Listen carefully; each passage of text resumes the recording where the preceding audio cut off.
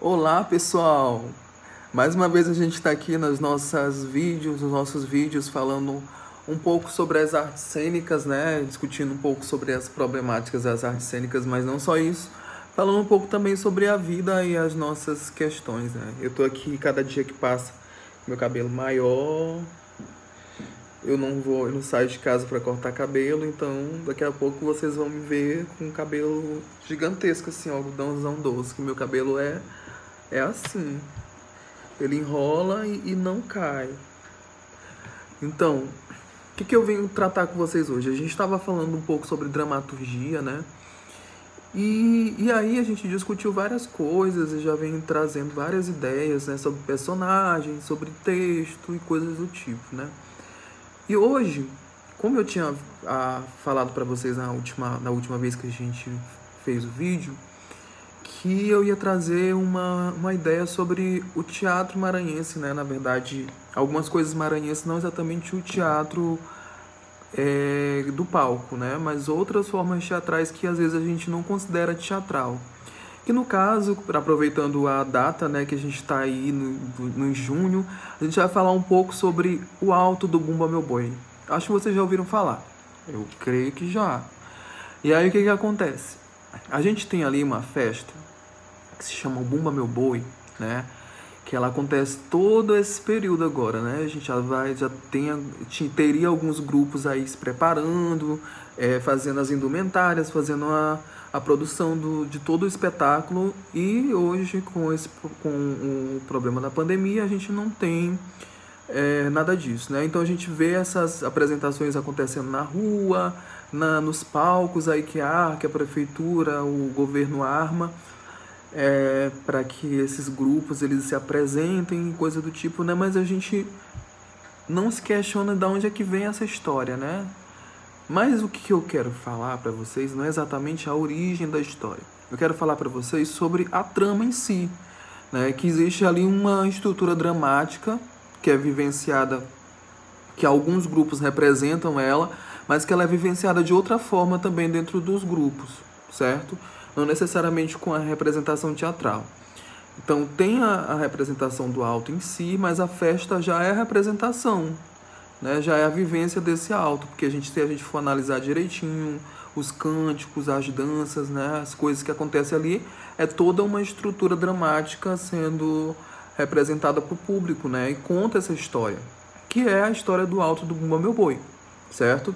Essa história, para quem não sabe, ela é desencadeada por um desejo, né? A negra Catirina, ela tem um desejo de comer a língua do boi. Aí tem alguns lugares que diz que é fígado, outros dizem que é língua, mas a gente vai ficar com a língua, certo? E aí eles moram, a Catirina e o pai Francisco, né? É um casal de negros escravos ou negros que são servos, e aí a história vai mudando muito, né? De acordo com a região, de acordo com quem conta, essa história vai mudando. Mas o fato é que eles são negros e estão sobre o domínio ali de um fazendeiro, certo? E aí a Catirina, ela sente um desejo muito grande de comer uma língua do boi, mas não é qualquer boi. Ela podia ter escolhido o boi, o outro boi, qualquer boi, mas ela escolheu o boi mimoso, o boi mais querido da fazenda. E aí o que acontece? Ela chega pro pai Francisco, pro nego Chico, e começa a tentar conquistar o pobre do Chico. E aí chega e diz: Chiquinho, eu tive um desejo e coisa do tipo. E aí ela vai dizer que ela sentiu o desejo de comer língua de boi. Aí o Chico diz: mas então eu vou comprar para você essa língua, ou então eu vou procurar essa língua para você. E aí ela chega a revelar para ele que, na verdade, a língua que ela quer comer é a língua do boi mimoso. É o boi mais querido da fazenda. E aí que mora a situação da história.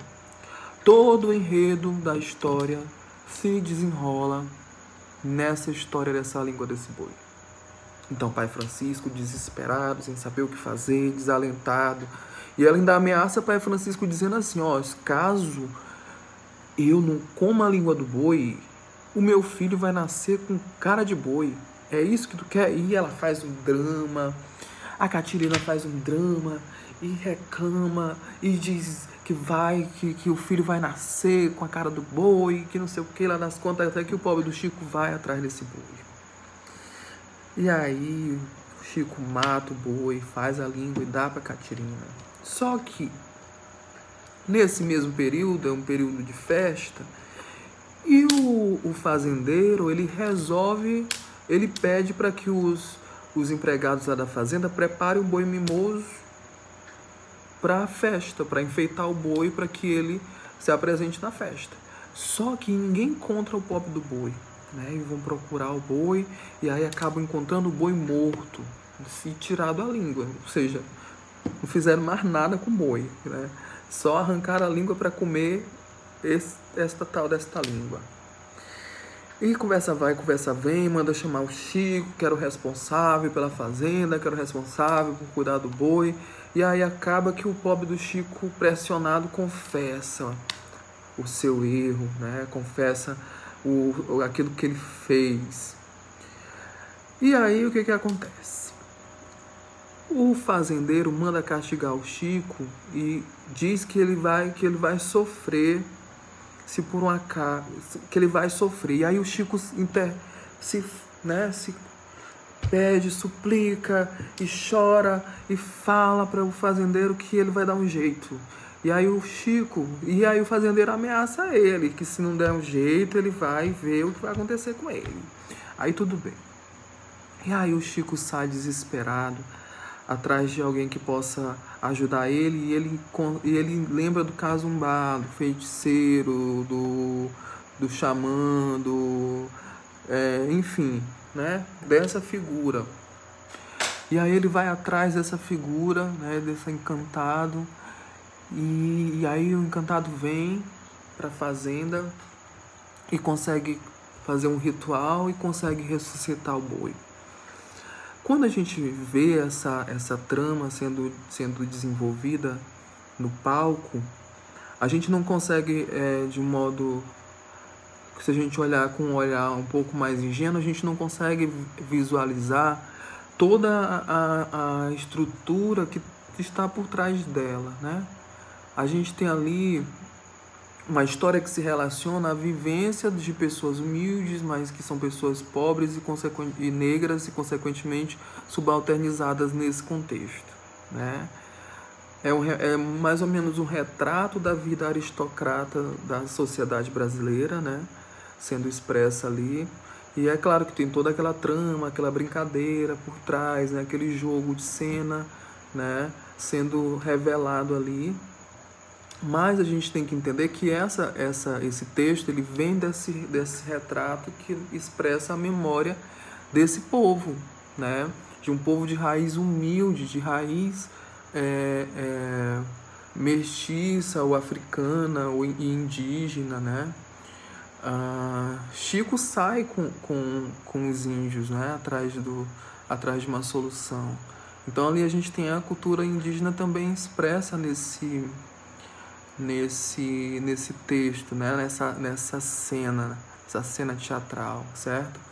E aí em torno dessa cena existe um boi, né? Um boi que é o centro da festança, que é o centro da brincadeira, né?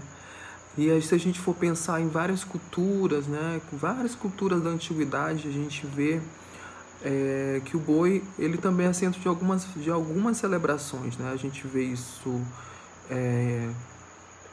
algum animal, né, sendo sacrificado, animais que servem de comida para os sacerdotes, né, que servem de ligação com o divino, com a vida, né, com essas narrativas de vida. Então, o Alto do Bumba Meu Boi, eu posso conjecturar com vocês que ela também se liga a esse ciclo de vida, né? Porque a gente vê ali alguns elementos que nos levam a pensar isso, que é o quê? O boi é assassinado, né? O boi é assassinado. Aí o boi morto, né? O boi já está vivo, né? Não fala do nascimento do boi, mas o boi já está vivo ali. Aí ele é assassinado.